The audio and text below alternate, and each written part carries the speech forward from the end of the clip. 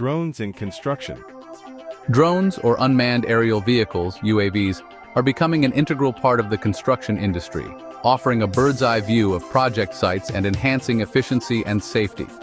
Equipped with high-resolution cameras and sensors, drones can quickly and accurately survey large areas, capturing detailed data that can be used for site analysis, progress tracking, and quality control. One of the primary benefits of drones is their ability to conduct aerial surveys and mapping. Traditional surveying methods can be time-consuming and labor-intensive, but drones can cover vast areas in a fraction of the time, providing precise topographical data. This information is invaluable for project planning and design, helping to identify potential issues and optimize site layouts. Additionally, drones can monitor construction progress in real time, allowing project managers to track milestones, detect deviations, and ensure that projects stay on schedule. Drones also play a crucial role in enhancing safety on construction sites.